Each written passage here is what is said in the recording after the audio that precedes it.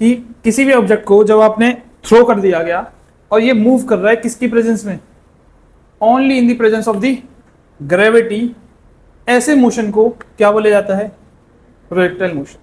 जैसे किसी भी चीज को आपने ऊपर से थ्रो कर दिया। अब फॉर एग्जांपल मैं बहुत सारे एग्जांपल बता सकता हूँ। स्काई डाइविंग देखी होगी, प्लेन से जब बंदा जंप करता है तो किसकी प्रेजेंस में मूव कर रहा है, केवल वो ग्रेविटी। बस एक चीज ध्यान रखना, there should be no external force. External force मतलब एयर कुछ नहीं होनी चाहिए, एयर, चिड़िया, कौवा, तोता, मैना कुछ नहीं होना चाहिए, केवल और केवल क्या होनी चाहिए, ग्रेविटी। तो तब जाके ऐसे मोशन को क्या बोला जाएगा, प्रोजेक्टाइल मोशन। आपने कोई पत्थर को थ्रो किया, it is a projectile motion, ठीक है, जिसमें केवल और केवल किसकी, ऑब्जेक्ट केवल और केवल किसकी प्रेजेंस में हो, ग्रेविटी। ऐसे मोशन को क्या बोला जाता है, प्रोजेक्टाइल मोशन। आपके सिलेबस में दो तरह के प्रोजेक्टाइल मोशन है। एक है जिसमें किसी भी एक हाइट से एक ऑब्जेक्ट को थ्रो किया जाता है, किसी भी एक हाइट से किसको थ्रो किया जाता है, एक ऑब्जेक्ट को थ्रो किया जाता है, ठीक है। इसका कोई एग्जांपल पता है आपको? देखो जनरल एग्जांपल ये है कि जैसे आप अपनी छत पे चढ़ गए, आपने सामने एक पत्थर फेंक दिया, तो जैसे ही आपने फेंका तो क्या बना, जो मोशन बना वो किस तरह का मोशन बना, वो प्रोजेक्टाइल, क्योंकि आपने जब थ्रो किया तो उसके बाद वो किसकी प्रेजेंस में मूव कर रहा है, केवल ग्रेविटी की प्रेजेंस में। तो ये हो गया एक तरह का प्रोजेक्टाइल जहां पे ऑब्जेक्ट के पास ऑलरेडी एक हाइट थी, ठीक है। एक और प्रोजेक्टाइल होता है जब आप किसी भी ऑब्जेक्ट को ग्राउंड से थ्रो करते हो। किससे थ्रो करते हो, ग्राउंड से। ये तो बेसिकली क्रिकेट में होता है, क्रिकेट पता है ना आपको सबको। क्रिकेट में कभी भी जो बॉलर होता है बॉल को फेंकता है ऐसे करके, तो उसमें क्या बॉल के पास कोई हाइट होती है, उस बंदे की जितनी तो हाइट होती है, लेकिन उसको एलिमिनेट कर देना। क्या कर देना, एलिमिनेट। ये मानना है कि जहां से उसने बॉल को थ्रो किया ना वहीं से जमीन स्टार्ट है फिलहाल, ठीक है, वहीं से क्या है, जमीन स्टार्ट। अब मैं क्या कहने की कोशिश कर रहा हूं समझाता हूं। देखो जब आप किसी भी ऑब्जेक्ट को एक हाइट से थ्रो करते हो ना, तो आप उसको सिर्फ सामने थ्रो करते हो, नीचे वो अपने आप चले जाता है। लेकिन जब भी किसी ऑब्जेक्ट को जमीन से थ्रो किया जाता है ना, तो उसको जानबूझ के ऊपर फेंका जाता है और फिर वो नीचे आता है। दोनों मोशन में फर्क पता चल रहा है। इसमें ऑब्जेक्ट को कहां थ्रो किया जा रहा है, सिर्फ आगे की तरफ। इसमें ऑब्जेक्ट को कहां थ्रो किया जा रहा है, ऊपर की तरफ। तो जब भी आप ग्राउंड से प्रोजेक्टाइल की बात करते हो तो आप किसकी बात करते हो, कि भैया आपने ग्राउंड से किसी ऑब्जेक्ट को ऊपर फेंका। और जब भी आप किसी हाइट से बात करते हो तो आप किसकी बात करते हो, कि मैंने ऊपर नहीं फेंका, मैंने सिर्फ कहां फेंका, आगे फेंका, नीचे तो अपने आप जाएगा वो। तो ये प्रोजेक्टाइल अलग है, ये प्रोजेक्टाइल अलग है, दोनों के फॉर्मूलेज भी अलग है, दोनों के न्यूमेरिकल्स भी अलग हैं, ठीक है। पर बेसिक कॉन्सेप्ट इससे कि दोनों के दोनों प्रोजेक्टाइल मोशन है। तो इसी तरीके से हम काम करेंगे। पहले हम ये वाला प्रोजेक्टाइल करेंगे क्योंकि इट्स इजी, उसके बाद हम ये वाला प्रोजेक्टाइल करेंगे, दूसरा वाला, ठीक है। तो हम करेंगे प्रोजेक्टाइल मोशन कौन सा वाला, object thrown from a height, ठीक है, इस वाला। तो इसको सॉल्व करने के लिए आपको क्या चाहिए, सबसे पहले एक हाइट चाहिए, ठीक है। ये एक हाइट हो गई जिसको हम h बोलेंगे, और इस हाइट से आपको एक ऑब्जेक्ट को क्या करना है, थ्रो करना है। कहां की तरफ, सामने की तरफ। कहां की तरफ, सामने की तरफ।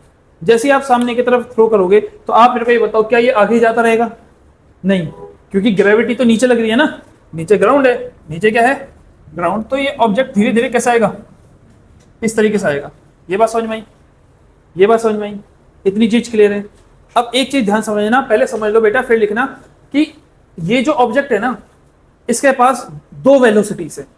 ये वेलोसिटी इन 2 डायमेंशन है। क्या है, 2 डायमेंशन। कैसे दो वेलोसिटीज है, ये हर पॉइंट पे आगे भी जा रहा है और हर पॉइंट पे नीचे भी आ रहा है। समझ में आया क्या बोला मैंने, ये ऐसे जा रहा है ना, तो ये इतना आगे चले गया, इतना नीचे भी तो आ रहा है। तो at any point of time it should have 2 values of velocities, एक किस डायरेक्शन में, हॉरिजॉन्टल डायरेक्शन में, और एक किस डायरेक्शन में, वर्टिकल डायरेक्शन में। ये बात समझ में आई, ये बात क्लियर हुई। तो जो हॉरिजॉन्टल डायरेक्शन है ना, मैं उसको x से डिनोट करने वाला हूं कि x डायरेक्शन में, और जो वर्टिकल डायरेक्शन उसको मैं किसके डिनोट करने वाला हूं, y से। ऑल्दो आपके स्कूल में ऐसे ना करवाएं या बुक्स में ऐसे ना हो, पर मैं इसी तरीके से कराना हूं क्योंकि इससे क्लियरली आइडेंटिफाई होता है कि किस वेलोसिटी की बात हो रही है। ये बात समझ में आ गई। तो इनिशियली जब आपने ऑब्जेक्ट को थ्रो किया, तो आप मेरे को एक बात बताओ, आपने इसको किस डायरेक्शन में थ्रो किया है, x में या y में, x में ना, आपने सामने फेंका, तो आपने इसको कौन सी वैल्यू वेलोसिटी दी, ux। अब u मतलब पता है इनिशियल वेलोसिटी, x मतलब आगे वाली डायरेक्शन वाली, ठीक है। क्या आपने इसको नीचे थ्रो किया, नहीं। अब मेरे को एक कॉन्सेप्ट बताओ कि जब भी किसी भी ऑब्जेक्ट को ड्रॉप किया जाता है, क्या किया जाता है, ड्रॉप, तो उसकी इनिशियल वेलोसिटी क्या होती है, बताओ, इनिशियल वेलोसिटी क्या होती है, 0 होती है ना, u इक्वल टू क्या होती है, 0, क्योंकि यहां से तो ड्रॉप किया है। अब ड्रॉप करते ही एकदम से वेलोसिटी तो आएगी नहीं, वो वेलोसिटी धीरे धीरे आएगी, किसकी वजह से? ग्रेविटी की वजह से। तो इनिशियली क्या मैंने इसको नीचे फेंका? नहीं, तो इसकी इनिशियल नीचे वाली वेलोसिटी क्या होगी? 0। ये बात समझ में आई? आयुष ये बात समझ में आई? देखो आपने इस बात को, सॉरी इस ऑब्जेक्ट को आगे फेंका, नीचे नहीं फेंका मैंने, ऐसे नहीं फेंका, ऐसे नहीं फेंका, तो क्या मैंने इसको कोई वेलोसिटी दी नीचे की तरफ? नहीं, मैंने सिर्फ आगे फेंका। ग्रेविटी इसकी स्पीड धीरे धीरे नीचे की तरफ बढ़ाएगी। तो स्टार्टिंग कहां से होती है? किसी भी स्पीड की स्टार्टिंग कहां से होती है? 0 1 2 3 4, क्योंकि ग्रेविटी धीरे धीरे एक्सेलरेट करेगी ना उसको नीचे की तरफ। तो स्टार्टिंग में नीचे वाली वेलोसिटी क्या होगी? 0। तो यू वाई क्या होगा आपके पास, बताओ? 0, ठीक है, स्टार्टिंग में। लेकिन धीरे धीरे ग्रेविटी लगती जाएगी तो यू वाई की वैल्यू क्या होती जाएगी? बढ़ती जाएगी, बढ़ती जाएगी, बढ़ती जाएगी। अब एक और चीज ध्यान सुनो, ये जो यू एक्स है जिससे आपने फेंका है, क्या ये you x through out the motion बढ़ेगा या घटेगा आपके हिसाब से? हाँ देखो ध्यान सुनना, ये जो यू एक्स है जिस स्पीड से आपने इसको आगे फेंका है, ना ये कम होगा ना ये ज्यादा होगा। अब दोनों के पीछे भी रीजन बता देता हूं। ज्यादा करने के लिए किसी को इस पर फोर्स लगाना पड़ेगा, है नहीं कुछ। कम करने के लिए भी फोर्स लगाना पड़ेगा, कोई एक्सटर्नल फोर्स होना चाहिए जो इसकी स्पीड को क्या करते जाए? कम करते जाए। क्या एयर है यहां पे? नहीं। तो क्या इसकी आगे वाली स्पीड कभी कम होने वाली है? नहीं। ये कांस्टेंट स्पीड से मूव करता रहेगा। किससे मूव करता रहेगा? कांस्टेंट। ये चीज होती भी है एक्चुअली में। अगर आप किसी भी प्रोजेक्टाइल को कहां फेंकते हो? स्पेस में फेंकते हो। स्पेस मतलब पता है? जहां अर्थ के बाहर, अर्थ के एटमॉस्फेयर के बाहर, वहां कोई अगर मीटियोर किसी डायरेक्शन में जा रहा है तो वो उसी डायरेक्शन में क्या करता रहता है? ना उसकी स्पीड कभी बढ़ते ना उसकी स्पीड कभी। तो यू एक्स तो कभी चेंज नहीं होने वाला, क्योंकि यू एक्स में ना कोई फोर्स लगाने के लिए ना कोई फोर्स अपोज करने के लिए। लेकिन यू वाई की वैल्यू क्या हुई? बढ़ेगी। क्यों बढ़ेगी? क्योंकि इसके लिए एक्सटर्नल फोर्स है। क्या है? ग्रेविटी। इतनी चीज समझ में आई? दो वेलोसिटी थी, ये वाली कभी चेंज नहीं होगी क्योंकि इसको एक बार फोर्स लग चुका है, अब पूरे मोशन में इसको कोई फोर्स नहीं लग रहा। लेकिन ये वाली वेलोसिटी ये कंटिन्यूअसली बढ़ते रहेगी, बढ़ते रहेगी, क्योंकि ग्रेविटी इसको खींचते जा रही, खींचते जा रही, खींचते जा रही। तो यू वाई की वैल्यू चेंज होगी, यू एक्स की वैल्यू चेंज नहीं होगी। इतनी बात समझ में आ गई? ठीक है, गुड। अब ये जितनी भी दूर जाता है ना, उस चीज को बोलते हैं रेंज। क्या बोलते हैं? रेंज। क्या बोलते हैं? ये बात समझ में आ गई? इतनी चीज क्लियर है? अब एक एक करके हमको चीजें निकालनी है। जो सबसे पहली चीज निकालनी है उसको बोलते हैं टाइम ऑफ फ्लाइट। क्या बोलते हैं? Time of flight. Time of flight का मतलब होता है कि कितने समय तक ये प्रोजेक्टाइल हवा में रहा और जमीन से नहीं टकराया। कितने टाइम तक ये प्रोजेक्टाइल कहां रहा? हवा में रहा। कहां नहीं टकराया? जमीन में। जैसे मान लो ये प्रोजेक्टाइल था इस हाइट पे, इसको मैंने थ्रो किया तो यहां से टाइम मैंने स्टार्ट कर दिया 0 1 2 3 4 5 6 7 8 9 10 10 पे टकरा गया, मतलब इसका टाइम ऑफ फ्लाइट कितना है? 10 सेकंड। तो हमको टाइम ऑफ फ्लाइट निकालना है। ठीक है, इससे पहले आपने कितने फॉर्मूले पढ़े हैं मोशन इन स्ट्रेट लाइन के? एक आपने फॉर्मूला पढ़ा है distance equal to speed into time, एक पढ़ा है v equal to u plus 80, एक पढ़ा है s equal to ut plus half AT square, और दूसरा है v square minus u square equal to 2s। मैं ये बताने की कोशिश कर रहा हूं कि ये जो सारे फॉर्मूले हैं ना, ये 2 डायमेंशन में बेकार है। यहां पे जो मोशन है वो 2 डायमेंशनल मोशन है। 2 डायमेंशनल मोशन मतलब होता है ना, एक पॉइंट पे ऑब्जेक्ट 2 मोशन में मूव कर रहा है, 2 मोशन आगे भी जा रहे हैं और नीचे भी जा रहे हैं। और ये सारे फॉर्मूले किसमें पढ़े थे हमने? चैप्टर का नाम क्या था? Motion in a straight line. ये स्ट्रेट लाइन के हैं। क्या यहाँ पे ऑब्जेक्ट स्ट्रेट लाइन में जा रहा है? नहीं। यहाँ ऑब्जेक्ट स्ट्रेट लाइन में जा रहा होता तो सीधा ही जाता। तो इसका मतलब ये फॉर्मूला आप नहीं लगा सकते, गलत हो जाएगा। लेकिन पढ़ा तो हमने यही है, तो मजबूरी में लगाने भी यही पड़ेंगे। तो इसी चीज को सॉल्व करने के लिए करते क्या है, इस 2 डायमेंशनल मोशन को आप कम करके 1 डायमेंशनल मोशन बनाओगे और फिर जाके ये फॉर्मूला लगाओगे। क्या बोला मैंने? इस पूरे 2 डायमेंशनल मोशन को आप क्या करोगे? रेस्ट्रिक्ट करोगे कि भाई तो 2 डायमेंशनल, तो कौन सा मोशन है? 1 डायमेंशनल मोशन। और तब जाके मैं फॉर्मूला लगा पाऊंगा। अब 1 डायमेंशनल कैसे मानेंगे इसको हम? जब भी मैं कोई भी चीज निकालूंगा तो मैं केवल एक ही चीज पे फोकस करूंगा। या तो मैं केवल हॉरिजॉन्टल मोशन पे फोकस करूंगा, या फिर सिर्फ किस में मोशन करूंगा? वर्टिकल मोशन में। या तो मैं सिर्फ यही देखूंगा कि आगे कैसे जा रहा है। जब मैं केवल आगे देखूंगा तो 1 डायमेंशनल हो गया। या फिर मैं ये देखूंगा कि कितना नीचे जा रहा है, तो फिर कैसा हो गया ये? 1 डायमेंशन। या तो ये डायमेंशन या फिर ये डायमेंशन। एक बार में मैं दोनों को नहीं लेके चलूंगा कि एक बार में मैं कभी ये लेके नहीं चलूंगा कि आगे भी जा रहा है नीचे भी जा रहा है। ये चीज मैं यूज नहीं करूंगा क्योंकि ये फॉर्मूले नहीं लग पाएंगे। ये बात क्लियर है? इतनी बात समझ में आ गई? तो अब अगर मेरे को निकालना है टाइम ऑफ फ्लाइट, तो तुम मेरे को ये बताओ कि मेरे को कौन से मोशन को इंपॉर्टेंस देनी चाहिए टाइम ऑफ फ्लाइट निकालने के लिए, हॉरिजॉन्टल या फिर वर्टिकल? बताओ। Vertical, obviously vertical. आप खुद सोच के देखो ना, कोई भी ऑब्जेक्ट कब तक हवा में रहेगा, जब तक वो कहां नहीं गिर जाता, जमीन पे। और जमीन में गिराने का बेसिक कॉज क्या है? ग्रेविटी। ग्रेविटी इसको किस तरफ अट्रैक्ट करिए, हॉरिजॉन्टली या वर्टिकली? वर्टिकली। तो अगर ग्रेविटी होती ही नहीं तो इसका टाइम ऑफ फ्लाइट क्या होता है? इनफाइनाइट। ये हमेशा मूव करता रहता है, ये कभी जमीन में नहीं गिरता। तो इसका मतलब नीचे की तरफ वाले मोशन में केवल और केवल किसका रोल है? ग्रेविटी का रोल है। और ग्रेविटी की वजह से ही इसका टाइम ऑफ फ्लाइट की वैल्यू क्या आ रही है? कुछ फाइनेट वैल्यू आ रही है। अगर ग्रेविटी हटा दो तो टाइम ऑफ फ्लाइट क्या आएगा? हमेशा इनफाइनेट। ये चलता रहेगा, कभी नीचे नहीं आएगा। समझ में आया? तो जब मैं टाइम ऑफ फ्लाइट निकाल रहा हूं तो मैं केवल किसको कंसीडर करूंगा? केवल वर्टिकल मोशन को। किसको कंसीडर करूंगा मैं? केवल। अब आपको आंख बंद करके सिर्फ ये सोचना है कि ये नीचे गिर रहा है, ये आगे नहीं जा रहा है, इस पूरी चीज को सॉल्व करने के लिए। ठीक है, अब कैसे सॉल्व होगा मैं बताता हूं। देखो, आप ये वाला फॉर्मूला लगा ही नहीं सकते, distance equal to speed into time, क्योंकि जो नीचे वाला मोशन है वो एक्सेलरेटेड मोशन है। एक्सेलरेटेड मोशन मतलब होता है इसमें कोई एक्सेलरेशन नहीं है, तो ये तो लग नहीं सकता। v equal to U plus AT भी नहीं लग सकता, क्योंकि इसके लिए मेरे को फाइनल वेलोसिटी चाहिए। फाइनल मतलब जमीन में कितने टाइम पे गिरा, मतलब किस वेलोसिटी, वो नहीं पता। ये लग सकता है केवल, कौन सा वाला? ये नहीं लग सकता, इसमें भी v है। तो मैं कौन से मोशन का इस्तेमाल करूंगा बताओ? हाँ, using s equal to U T plus half A T square. और कौन से में करना है यूज, उसको बताओ? वर्टिकल में। केवल वर्टिकल सोचना है। अब यहां ध्यान सुनना है, अगर मैं केवल वर्टिकल के बारे में सोचूं तो s किसके बराबर आएगा बताओ? h। वर्टिकल में s मतलब कितना नीचे गया, आगे का देखा ही नहीं मुझे, कितना जी, कितना नीचे आया होगा, कितने हाइट पे था ये? h। कितना नीचे आया होगा? h। तो s किस में बन जाएगा? हाँ, h। u कौन सा होगा? मेरे को आगे का नहीं देखना, मेरे को सिर्फ नीचे का देखना है। u क्या होगा? u y। भैया डाउनवर्ड वाली वेलोसिटी, जो कि किसके बराबर है? खुद जीरो के बराबर। ए क्या हो जाएगा? ग्रेविटी। यही है, वर्टिकल में सारी वैल्यू मैंने वर्टिकल में कन्वर्ट कर ली। सही है, इतनी चीज समझ में आ गई। अब इसको बस पुट कर दो। पुट करोगे तो क्या आएगा बताओ? h equal to U I T plus half G T square, यही होगा। अच्छा, यहाँ पे t की वैल्यू कैपिटल T हो जाती है, जिसको हम टाइम ऑफ फ्लाइट बोलता है, तो यहाँ पे हम कैपिटल T लिख देंगे, हम capital T square. U wise क्योंकि जीरो है तो h equal to zero plus half G T square होगा, और ये 2 इधर जाएगा, g नीचे आएगा, और यहाँ पे टी स्क्वायर आ जाएगा। तो t की वैल्यू आ जाएगी अंडर रूट 2h बाई जी। और यही फॉर्मूला होता है किसका? टाइम ऑफ फ्लाइट का। ठीक है, समझ में आया? समझ में आया कि नहीं आया? सिंपल है, बस एक ही मोशन को देखना है, एक ही मोशन की वैल्यू पुट करनी है। इसमें मैंने जितना भी यूज किया, मैंने हॉरिजॉन्टल का कुछ भी यूज नहीं किया, मैंने सिर्फ वर्टिकल का यूज किया। अब हमको निकालना है नेक्स्ट रेंज। क्या निकालना है? रेंज का मतलब क्या बताया था मैंने? कितना आगे गया, कितना क्या गया आगे। अब मेरे को बताओ, रेंज अब जब आप देखोगे तो आप वर्टिकल देखोगे, हॉरिजॉन्टल देखोगे? हॉरिजॉन्टल, क्योंकि आगे कितना गया ना, समझ में आया? और आप खुद सोच के देखो, रेंज बेसिकली डिस्टेंस ही नहीं है। डिस्टेंस ही तो है, कितना आगे गया। आगे कितना गया मीटर में नापेंगे। मीटर क्या होता है? डिस्टेंस या डिस्प्लेसमेंट, यही होता है। तो रेंज मतलब बेसिकली है क्या, कि कितना आगे गया। कितना मतलब हॉरिजॉन्टल, आगे की तरफ मतलब हॉरिजॉन्टल हो गया ना, आगे मतलब क्या गया? Distance, horizontal distance. कितना हॉरिजॉन्टल डिस्टेंस चला, वही इतनी रेंज है। अब डिस्टेंस का फॉर्मूला तो मेरे को पता है ना, क्या होता है बताओ?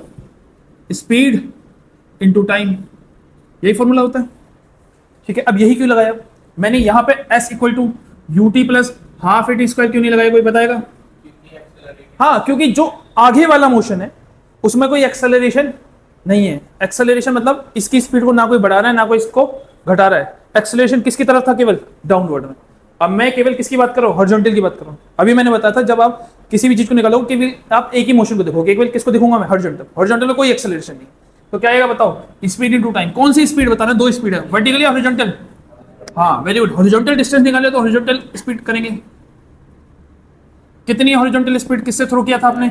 ux। और कितने टाइम तक ये आगे गया होगा? जब तक ये टकराया नहीं होगा। कब तक नहीं टकराया होगा?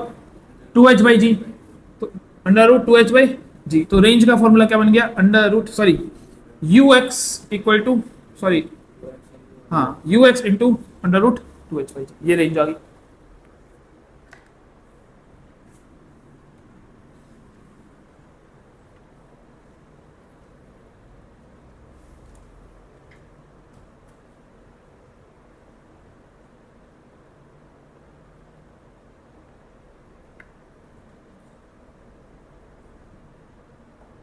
हो गया? तीसरा पार्ट करें। तीसरा पार्ट, ठीक है। दो चीज निकाली हमने, टाइम ऑफ फ्लाइट निकाला हमने, रेंज निकाला। अब हमको निकालना है वेलोसिटी एट एनी पॉइंट। क्या निकालना है हमको? Velocity at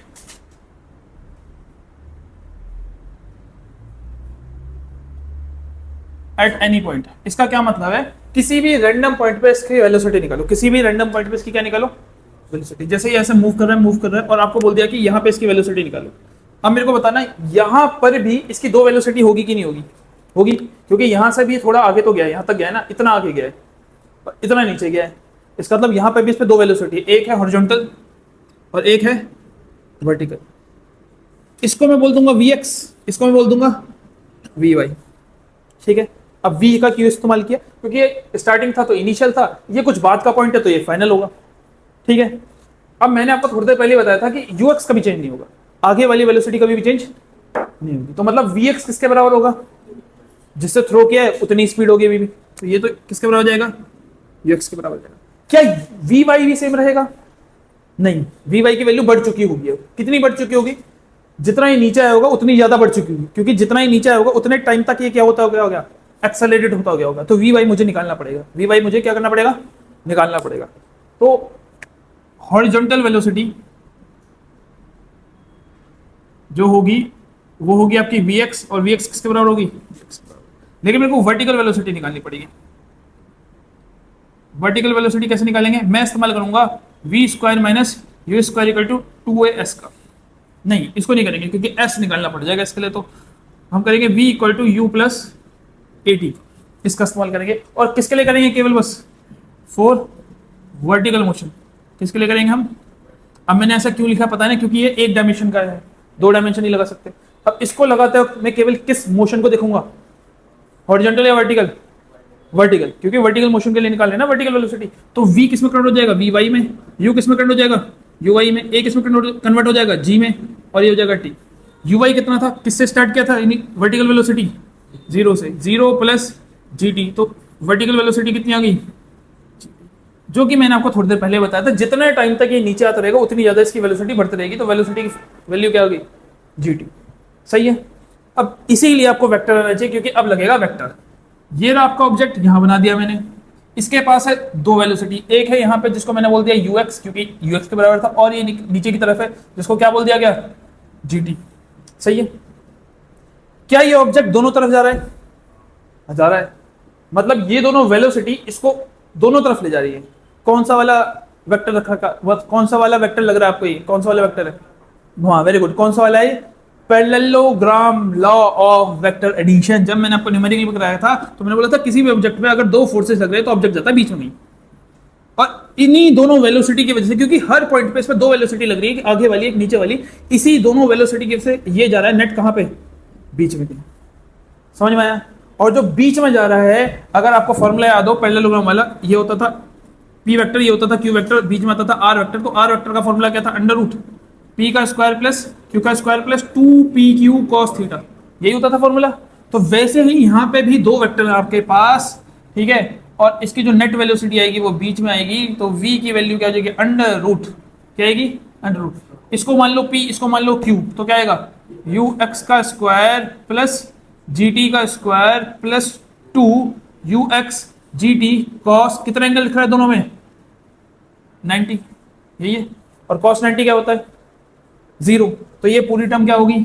0। तो v की वैल्यू क्या आ जाएगी? अंडर रूट ux का square plus g square T square. तो इस फॉर्मूले से आप क्या निकाल सकते हो किसी भी पॉइंट पे? वेलोसिटी।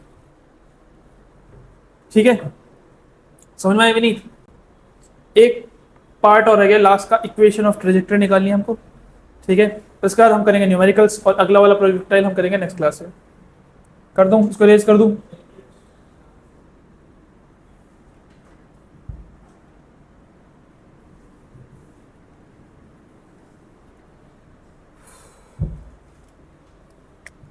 फोर्थ आपका equation of trajectory, equation of trajectory. अब इसका मतलब क्या है, पहले हम मतलब समझेंगे। एक बार मीनिंग समझ में आ गया तो आप जो निकाल रहे हो आपको पता चल जाएगा कि वो है क्या। अगर मैं आपके सामने एक इक्वेशन लिखूं x plus 2y equal to 1, क्या समझ में आ रहा है आपको इससे? चलो मैं आपके लिए थोड़ा इजी कर लेता हूं। इससे अगर मैं एक फिगर बनाऊंगा तो कैसी फिगर बनेगी वो, इस वाली इक्वेशन से एक फिगर बनेगी तो कैसे बनेगी, कैसी बनेगी figure? Straight line, straight line ही तो बनेगी, सबने 9th-10th में पढ़ा होगा। y की वैल्यू अगर आप 1 डाल दोगे तो x की वैल्यू क्या आ जाएगी, माइनस का 1 आ जाएगी, इस तरह से निकालते थे ना। फिर y की वैल्यू आप 0 डाल दोगे तो x की वैल्यू 1 आ जाएगी, और एक बार y की वैल्यू 0 डाल दोगे, सॉरी x की वैल्यू 0 डाल दोगे तो क्या जाएगा, y की वैल्यू 1/2। फिर इसको आप ग्राफ में प्लॉट करते थे इस तरीके से, तो एक क्या बनती थी, स्ट्रेट लाइन। बेसिकली ये जो पूरी इक्वेशन है किसकी है, एक स्ट्रेट लाइन की इक्वेशन है। किसकी इक्वेशन है, स्ट्रेट लाइन की इक्वेशन है। क्या ये बात समझ में आई, क्या ये बात क्लियर है? कोई भी ऐसी इक्वेशन जिसमें केवल x आता है, ठीक है, या फिर कोई भी दो वेरिएबल आते हैं और उन दोनों ही वेरिएबल के ऊपर कोई पावर नहीं होती, तो वो किसकी इक्वेशन होती है, हमेशा स्ट्रेट लाइन की। अब इसका मतलब मैं समझा दूं मैं क्या कहने की कोशिश कर रहा हूं। अगर मैंने लिखा x equal to 3t, x मतलब डिस्प्लेसमेंट है और टाइम t मतलब टाइम है, तो मैं इस पूरी इक्वेशन से इस पूरे मोशन को प्रिडिक्ट कर सकता हूं कि अलग अलग टाइम पे ऑब्जेक्ट की अलग अलग पोजीशन क्या थी। समझ में आया? मैंने क्या किया, पूरे एंटायर मोशन को एक इक्वेशन की फॉर्म में लिख दिया। एंटायर मोशन मतलब कैसे, मैं t इक्वल टू 0 पर भी निकाल सकता हूँ कितना डिस्टेंस था, t इक्वल टू 1 पर भी निकाल सकता हूँ कितना था, कितना था बताओ 3, t इक्वल टू 2 पर भी निकाल सकता हूँ कितना था 6।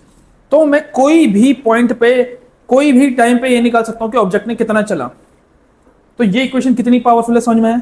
इसने पूरे मोशन को एक मैथमेटिकल एक्सप्रेशन के फॉर्म में रिप्रेजेंट कर दिया। समझ में आया? वैसे ही ये भी एक मोशन है, और इसमें क्या हो रहा है, अलग अलग टाइम पे ऑब्जेक्ट अलग अलग पोजीशन में, कभी ऑब्जेक्ट बिल्कुल टॉप पे, कभी ऑब्जेक्ट थोड़ा सा नीचे आ गया, कभी बिल्कुल हाफ पे आ गया, कभी यहाँ पे बिल्कुल डाउन में आ गया। सही है, ये बात समझ में आई?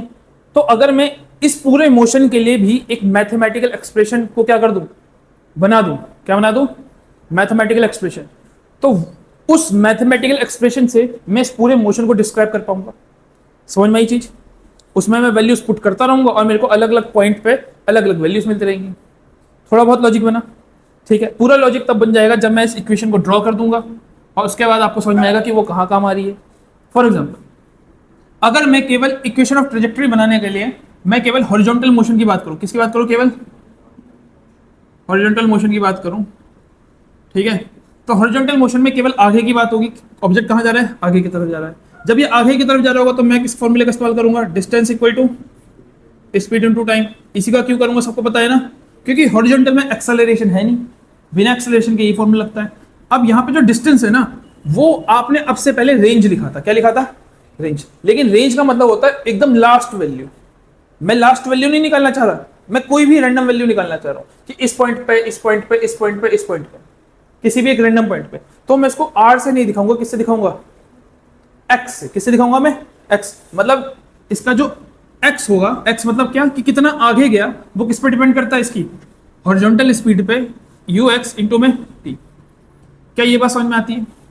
जैसे फॉर एग्जांपल, अब ये मैथमेटिकल एक्सप्रेशन मुझे क्या देगी, ये बताओ, अलग अलग टाइम पे ऑब्जेक्ट आगे की तरफ कहां था, ये बात समझ में आई? जैसे मान लो एक ऑब्जेक्ट को आपने थ्रो किया 50 मीटर पर सेकंड से, आप बिल्डिंग के ऊपर थे, आपने यहां से ऑब्जेक्ट को 50 मीटर पर सेकंड से थ्रो किया, ठीक है, तो ux कितना हो गया 50।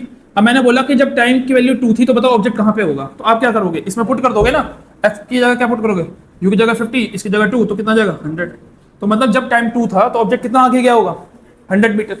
तो एक मैथमेटिकल एक्सप्रेशन बना दी जो कि उसके हॉरिजॉन्टल मोशन को जस्टिफाई करेगा। तभी मैंने r का इस्तेमाल नहीं किया, क्योंकि r तो फिक्स वैल्यू होती है। r कौन सी वैल्यू होती है, एकदम लास्ट वाली वैल्यू। x कौन सी वैल्यू हो सकती है, कोई भी वैल्यू, अलग अलग टाइम पे अलग अलग वैल्यू होगी। 1 पे अलग वैल्यू होगी, 2 पे अलग वैल्यू होगी, 3 पे अलग वैल्यू होगी। ये बात समझ में आई? इतनी चीज क्लियर है? हाँ, क्या हो गया, हाँ ठीक है, अब ये चीज समझ में आ गई, इतनी चीज क्लियर है। लेकिन अब मेरे को ये बताओ कि क्या ये जो इक्वेशन है ये यूनिवर्सली करेक्ट है? नहीं है यूनिवर्सली करेक्ट। मैं बताता हूं फॉर एग्जांपल कैसे, कि अगर इस पूरे मोशन का ना टाइम ऑफ फ्लाइट 5 सेकंड था, कितना था 5 सेकंड, और मैंने आपसे पूछा कि भैया टाइम इक्वल टू 6 सेकंड पे इसका बताओ कितना आगे था, आप लगाओगे फॉर्मूला x, कितनी स्पीड से फेंका था आपने 50 को किससे मल्टीप्लाई करोगे 6 से, कितना आएगा 5 से 30, आप बोलोगे 300 मीटर आगे होगा। पर क्या एक्चुअल में 300 मीटर आगे होगा वो? नहीं, क्योंकि अगर इसका 5 सेकंड टाइम ऑफ फ्लाइट था तो 5 सेकंड में तो टकरा गया होगा, और जैसे ये टकरा गया होगा फ्रिक्शन की वजह से कुछ की स्पीड क्या होगी, कम हुई होगी। अब तक जो स्पीड 50 थी वो इसलिए थी क्योंकि हवा नहीं थी, अभी कोई अपोज करने के लिए नहीं था, लेकिन जैसे ही टकराएगा तब तो स्पीड कम होगी, तब तो कुछ ना कुछ चेंज आएगा, ठीक है। तो क्या तब भी ये रहेगा? नहीं रहेगा ना। तो मतलब ये जो इक्वेशन है एंटायरली करेक्ट नहीं है। इस पर मैंने केवल हॉरिजॉन्टल की बात करी, वर्टिकल की बात करी नहीं। तो इसी के अंदर मेरे को वर्टिकल को भी क्या करना पड़ेगा? इंक्लूड करना पड़ेगा। क्या करना पड़ेगा? इंक्लूड। अब कैसे करेंगे वर्टिकल को? देखो यहां से मैं केवल वर्टिकल मोशन करूंगा। क्या करूंगा? वर्टिकल मोशन ओनली, ठीक है। इसकी बात करते हैं। अब मैं इसमें क्या ये वाला फॉर्मूला लगाऊंगा? नहीं, इसमें लगाऊंगा S equal to U T plus half A T square. अब ये फॉर्मूला क्यों लगा समझ में आया? क्योंकि नीचे की तरफ गिरते वक्त एक्सेलरेशन है, ग्रेविटी है, आगे की तरफ नहीं थी, नीचे की तरफ है। समझ में आया? अगर इसको वर्टिकल के लगाओगे तो एस वर्टिकल के लिए, वर्टिकल मतलब नीचे की तरफ, ये आगे की तरफ है, नीचे की तरफ मोशन को क्या मैं एक्स से रिप्रेजेंट करूंगा? ये बताना। नीचे की तरफ मोशन को एक्स से रिप्रेजेंट करूंगा क्या मैं? नहीं। किससे रिप्रेजेंट करूंगा मैं? अगर ये पूरा नापते तो हम एक्स से बता देते, लेकिन ये पूरा नापना नहीं है ना, किसी भी पॉइंट पे निकालना हो सकता है ना, तो किसी, हाँ, वाई से। वेरी गुड, कोऑर्डिनेट सही तो होते हैं, ये एक्स होता है और ये वाई होता है। मैं वर्टिकल की बात करूं तो एक्स किस में कन्वर्ट हो जाएगा? वाई में। यू किस में कन्वर्ट होगा? यू वाई में। सब कुछ वर्टिकल में, सब कुछ वर्टिकल। टी प्लस हाफ ए की जगह जी टी स्क्वायर, यही होगा। सब कुछ वर्टिकल कर दिया हमने, क्योंकि केवल वर्टिकल मोशन देख रहे हैं हम। तो कितना आएगा आपके पास बताना है? यू वाई तो जीरो है ना, तो वाई क्या जाएगा आपके पास? Zero plus half G T square. तो वाई इक्वल टू क्या जाएगा? Half G T square. तो इससे जो आपको इक्वेशन मिली वो कौन सी मिल गई? वर्टिकल की। किसकी मिल गई? वर्टिकल की। अब मेरे को एक बात बताओ कि अगर मैंने आपको एक प्रोजेक्टाइल मोशन दे दिया जिसमें मैंने बोला कि आपने एक ऑब्जेक्ट को थ्रो किया किससे? 50 मीटर पर सेकंड से, और मेरे को t इक्वल टू 3 सेकंड पे बताओ कितना आगे था कितना नीचे था। क्या आप दोनों चीज निकाल सकते हो? निकाल सकते हो ना। आप 50 की वैल्यू पुट करोगे यहाँ पे, ठीक है, कितना जाएगा? 50 इंटू में टाइम कितना आएगा? 3, 150 मीटर आगे था। और y भी निकल सकता है 1/2, जी की वैल्यू 10 ले लेते हैं, और टाइम कितना आएगा बताओ? 3 का स्क्वायर। 3 का स्क्वायर क्या होगा? 9। 90 को 2 से डिवाइड करो क्या आएगा? 45। मतलब तीसरे सेकंड पे ऑब्जेक्ट कितना 150 मीटर तो आगे था और कितना ही नीचे था? 45 मीटर नीचे था, ठीक है। तो अगर मैं इसको ड्रॉ भी करना हो तो मैं यहाँ पे ऐसे ऐसे बना दूंगा और मैं बोल दूंगा भैया यहाँ पे 150 है, और यहाँ पे ऐसे ऐसे बना दूंगा और यहाँ पे 45 बता दूंगा, इस पॉइंट पे था। सही है, ऐसा बना सकता हूँ, बना सकता हूँ ना। ये चीज समझ में आई कि नहीं? इतनी चीज करेक्ट है? हाँ भाई समझ में आई। तो मेरे पास एक हॉरिजॉन्टल मोशन की भी है, किसकी है? वर्टिकल मोशन की इक्वेशन भी है। लेकिन अभी भी एक प्रॉब्लम है भैया, इसमें ये चीज तो इंक्लूड नहीं हो रही ना कि ये कब टकराएगा, कैसे टकराएगा। बेसिकली ये दोनों ही मोशन किस पे डिपेंडेंट है? टाइम पे डिपेंडेंट है। किस पे डिपेंडेंट है? टाइम। और टाइम यहाँ पे नहीं होना चाहिए। क्यों नहीं होना चाहिए पता है ना? क्योंकि टाइम ऑफ फ्लाइट के बाद तो होगा ही नहीं ना। जैसे ही वो टकरा जाएगा फिर तो टाइम हट गया, फिर तो मोशन ही खत्म। हाँ, वेरी गुड वेरी गुड। इस पूरे ही इक्वेशन में जब तक टाइम रहेगा तब तक आंसर गलत आएगा। कब गलत आएगा? जैसे ही टाइम ऑफ फ्लाइट हो चुका होगा। समझ में आया? जैसे ही ऑब्जेक्ट जमीन से टकराएगा उसके बाद इन दोनों की आंसर क्या आएंगे? गलत आएंगे। और वो क्यों आ रहे? क्योंकि दोनों ही इक्वेशन में क्या है? टाइम है। अब कैसे निकलेगा टाइम का? देखो यहां से मैं टी की वैल्यू निकालूं, क्या आएगी टी की value? X by you x, यही आएगी। इस टी की वैल्यू को मैं क्या कर दूं? यहाँ पे पुट कर दूं, तो वाई क्या आएगा बताओ? हाफ जी टी की वैल्यू क्या आएगी? एक्स बाय यू एक्स का होल का स्क्वायर। तो वाई की वैल्यू क्या आ जाएगी? हाफ जी अपॉन में यू एक्स का स्क्वायर, ठीक है, यू एक्स का स्क्वायर, यहाँ पे क्या जाएगा? एक्स का स्क्वायर। अब मेरे को एक बात बताओ, ये जो इक्वेशन बनी कितनी बढ़िया बन गई? बन गई कि नहीं बन गई? क्या इस पूरी इक्वेशन में कहीं टाइम है? नहीं है। अब आप देखो किसी भी पॉइंट पे आप आराम से मोशन को प्रिडिक्ट कर सकते हो। कैसे प्रिडिक्ट कर सकते हो? फिर से मैं वही क्वेश्चन देता हूं कि एक ऑब्जेक्ट को आपने किससे थ्रो किया है? 50 मीटर पर सेकंड से, तो यू की जगह क्या जाएगा? 50 मीटर पर सेकंड। अब मैं आपको बोल दूं कि अगर ये 2 मीटर आगे था तो बताओ कितना नीचे था? तो एक्स की जगह क्या पुट कर दोगे आप? 2 मीटर, तो वाई की वैल्यू निकल जाएगी, ठीक है। तो अलग अलग एक्स की वैल्यू पुट करते जाओगे, अलग अलग वाई की वैल्यू मिलती जाएगी आपको, ठीक है। तो ये जो पूरी की पूरी मैथमेटिकल एक्सप्रेशन हमने निकाली, ये इस पूरे ही मोशन को क्या कर रही है? जस्टिफाई कर दे रही है। अब एक चीज ध्यान समझना, इसको ना ऐसे भी लिखा जाता है y इक्वल टू के एक्स स्क्वायर। कैसे लिखा जाता है? अब ऐसा क्यों लिखा जाता है? इसमें जो 1/2 है वो वैल्यू फिक्स है, उसकी वैल्यू हमेशा 1/2 रहने वाली है। जी की वैल्यू फिक्स है, कितनी है? 9.8।